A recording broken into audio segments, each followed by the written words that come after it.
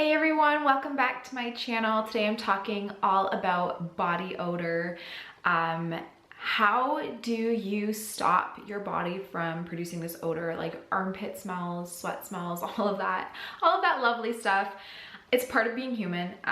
It's not something that anyone should be like ashamed of, but it can be really frustrating if you're always concerned about how you smell. Like if you're out in public and you're nervous and your armpits are sweating, you always have to make sure you're reapplying deodorant. It can be really frustrating. And there's a reason why some people have really bad body odor or more than others. And it really comes down to toxicity, mainly in our colon. So this whole video is going to be talking about how to clean out the colon so that we can improve the way our body smells. To give you a little bit of background, if you're new to my channel, I am a holistic nutritionist and a homeopathy practitioner.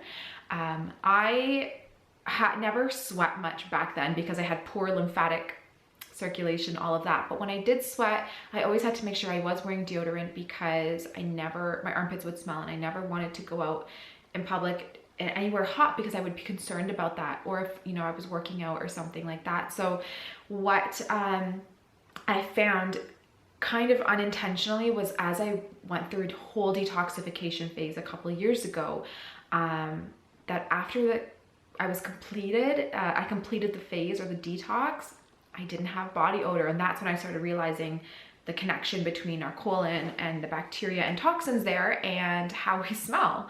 So what I want to do is kind of run through some products, but before I do, I want to explain a little bit about what's going on. So what happens is our colon is house to tons of toxins and viruses. I'm talking about undigested food particles, toxins from regular metabolism, heavy metals, mold, candida, parasites, etc. What we have in our colon, especially if you're constipated, if you've had poor digestion in the past, you could have, I know this sounds really gross, but you could have stool built up in your colon from a few years ago that hasn't fully been pushed out.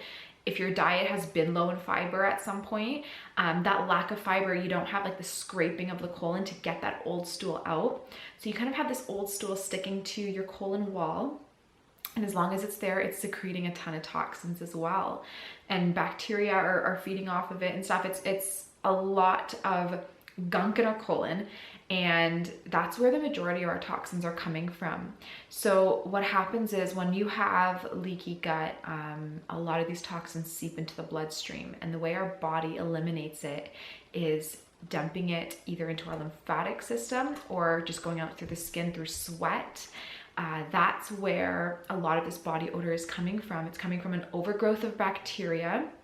And then it kind of, if you have parts of your body, like your armpits, for example, that are damp and kind of moist all the time and dark, that's where candida and fungal overgrowth or fungus will thrive, and you'll get that overgrowth. So if you have candida and fungus in the colon and then you're sweating, you have a damp and moist and dark area, that's where you'll start to smell, because that's where the bacteria is kind of going to multiply and thrive. And then you just have those other toxins as well that are coming out through the skin and making you have that smell. Once all that's pulled out of the body, the smell will go away. I can promise you. I can guarantee it. It's just, I don't know how long it takes. It depends on how old you are and how toxic your colon or your gut is. You're not gonna do a cleanse for 30 days and have no more body odor. It's going to take a lot longer than that, and it's going to take a lot of consistency. But when you do it, you'll just notice that I don't have to apply deodorant as often, or I don't have to shower as often as I used to. So it's really great. So a couple things that I really like to do to cleanse my colon is, number one, eat clean. Ideally, you want to try to do some sort of candida cleanse where your diet is lower in carbs. If you are eating carbs, they're really high fiber carb, like a buckwheat or a quinoa in small amounts. But if you do that candida diet type of cleanse, the more you limit your sugar is what causes the most of the toxins in our gut. So the more you limit sugar, and then fast foods as well, like burgers and things that are full of canola oil, the more you're gonna have, the quicker you'll clean out your gut, because you're not bringing in so much toxicity to an already toxic gut, if that makes sense. So the first thing is you've got to change your diet. What I really like to do during this phase is a ton of greens. If you can tolerate raw, if your digestion is okay to tolerate raw, I recommend waking up every morning and blending up celery and cucumber and apple cider vinegar and lemon and maybe a little bit of apple in a smoothie and drink it. Get the fiber as well, and that just pushes everything out through the colon. And that green just really is alkalizing, and it just cleans out the colon and it pushes out a lot of these toxins that we don't want. If you have really bad digestion and you can't tolerate like the fiber from the veggies right now, that's fine. You can either juice them or steam everything, but just get a lot of veggies in. That's the most important for right now. And then if you can't do like the veggie smoothie in the morning, try to do apple cider vinegar, like a shot mixed in maybe 2 cups of warm water every morning. And that's so cleansing for the colon. So a couple things just to quickly recap before we move to the next part is apple cider vinegar shot in warm water or hot lemon water, and or the green smoothie with all the greens in it, and that can push things out. So that's something to do. You wake up in the morning, you do that without fail on top of having a good diet. And then as you go throughout the day, there's a few things you want to do. So if you're doing the Candida diet, I recommend doing the cleanse. You want to do antifungals. I have a whole Candida cleansing video and parasite cleansing video, so you can check that out. I will try to leave it in the description box below. So maybe watch that video and incorporate the supplements, the antifungals in there to clean out the Candida and parasites that are potentially in your gut. So that's something to think about. But what you want to do is, if you're doing the diet, try to, take antifungals to start killing off the bacteria there. But either before you do or during the cleanse, you want to also do some sort of liver cleanse or support. There are so many liver cleanses out there. You guys know this. I love drainage with homeopathics, but if that's not an option for you, find a liver flush like Omega Alpha liver flush or Renew Life liver detox. Get something that's supporting your liver, so as we're cleansing, the toxins can actually leave the body. They can go through the liver and exit the body, so they're not staying in our bodies. A lot of people do the gallbladder flush where it's like a lot of lemon and olive oil. There's so many cleanses out there. Find something that works for you. If you're looking for basic, apple cider vinegar, lemon are incredible for the liver, and they can really help to kind of get things in the right direction. So do some sort of liver cleanse and Candida cleanse with all of this, and then a few other things that you want to do, which are kind of naturally part of the Candida diet and cleanse, and also part of the liver cleanse as well, is things like greens or chlorophyll. So this is Purely Naturals. I don't know if I can get this to focus. There you go. So this is the Purely Natural liquid chlorophyll with mint. You can get this one or Genestra. We sell both on our website, puremarket.ca. We also sell all the Candida supplements on our website as well. So I'll leave that in the description box. But this is what I found to be the most detoxifying for my colon by far. The only thing with chlorophyll is if you've been on birth control, or if you are on birth control, you naturally will have much higher copper levels, which can make you toxic and strain the liver. Chlorophyll is high in copper, so if you have been on birth control, I would not do chlorophyll. I would be doing chlorella powder, which is not as high in copper, so it's not going to displace the zinc in your body. But if you haven't been on birth control, this is my option. It's my go-to. It's what I recommend doing. It's the best deodorizer for the colon. It even says it on here. What chlorophyll will do is it'll go in the colon, it binds to all sorts of gunk that's in there, and it pushes it out of the body. It binds to bacteria, to toxins, to literally anything you can think of, and it just gets it out of the body. The more we get out of our body, the more that smell will start to lift over time. I used to do chlorophyll. If you haven't done it before, start slow. Do not jump to this full dose. You probably will get diarrhea because it's packed with magnesium.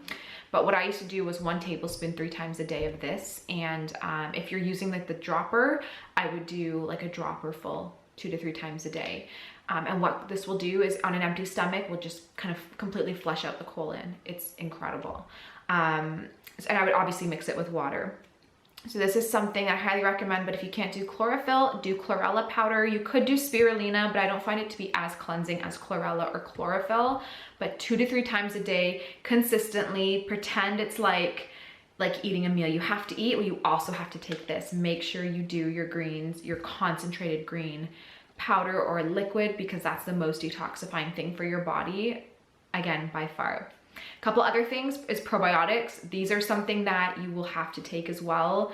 I recommend 50 to 100 billion daily, especially while you're trying to get everything out, because they will help to reduce inflammation in the colon and help to digest your food. So there'll be less toxic production from metabolism when you have the probiotics there. They work well also at moving the bowel. So anything that's in the colon that's been there for a while, they'll help move it through. A couple last things are herbal teas. Drink them throughout the day. You can drink them right after this. You can drink them on their own. Doesn't matter. Drink herbal teas, and some that you want to do are cleansing teas like ginger or peppermint. Those are great for pushing things out of the colon as well. The very last couple things is fiber. You have to have fiber in your diet unless you have ulcerative colitis or major SIBO. If you have a major digestive issue, your priority will not even be body odor anyways. It should be to be soothing the digestive tract. So you might not want to start this anyways, but this is more for just the random person who has body odor and wants to cleanse. So if that's the case, fiber is so important. The most important fiber you could do during this time would be psyllium husk, ground psyllium husk. If you take it in, do like a tablespoon of psyllium husk and like 4 cups of water. You'll need a ton of water because it's so absorptive. I don't even know if that's a word, but it binds to a lot of water in the colon and it can constipate you if you don't have enough to push it through. So if you're doing psyllium husk, do a ton of water with it, but that's a great way. You will notice, not to be TMI, but your stools will be so much larger, and you'll notice that they're larger because a lot of gunk is coming out when you're on this stuff. It's so great. And then aside from that, chia and ground flax are also great to throw into smoothies and to baked goods. You could also bake with psyllium as well. I have a lot of recipes on Instagram for like keto friendly bread, and it involves psyllium husk. So fiber is so important to get everything out. The very last thing, because I know I'm going to get questions about it, is going to be about enemas or colonics. They are also a great way to flush out the colon and the liver and bile duct. That being said, make sure you check with a practitioner and do it very safely, and do something that's okay for your body. There are lots of resources online as to how to do them safely, when you should do them, when you shouldn't do them. So make sure you do your due diligence in researching exactly what to do before you kind of just jump on in and try to do the colonics or enemas. But they are a great way to flush out the colon as well, and just kind of get you one step closer that much faster. So these are some of my main tips. There are a lot more, but if you're to do anything, if you're like, I have to just do something small, it's going to be the chlorophyll or chlorella. Every morning you want to do warm apple cider vinegar and or lemon that's warm as well. And then clean out the diet. You got to get the sugar, the refined foods out, and get lots of green vegetables and some fresh fruit and fiber, push it all out, and a ton of water. That's just going to push everything out of your body. And it might take you 2 months to feel like your body odor is reduced, or it might take you a year. For me, I'm saying it took me about 6 months, and I really was like, oh wow, I don't have to wear deodorant, and I never wear it. I haven't worn it in over a year now. So it does work, it's great, and that's just what I have to share for this video. I've had so many of you guys asking, how do we get rid of body odor? So I'm hoping that you guys can take this video and kind of run with it, just even if you start with 1 or 2 of these tips. But the thing is you have to be consistent, because every day, even if you eat perfectly well, just from regular metabolism, your body creates a lot of toxins just from metabolizing even healthy foods. So if you're not being so consistent that you're getting ahead of the toxins, you won't really notice much improvement. I found the biggest improvement was cutting out sugar. That really helped to keep the odor down and the candida down and all of that. But do remember, if you have body odor, it means you have bacterial overgrowth as well. So that has to be cleared before you'll have any long-term or long-lasting effects where you can go for a long time without wearing deodorant. So hopefully this makes sense. I hope you guys enjoy this video. If you do have any questions, if I forgot to mention something in this video, please leave them in the comments below and I'll try to respond back to everyone. I hope you all have an awesome week, and we'll talk in my next video. Bye.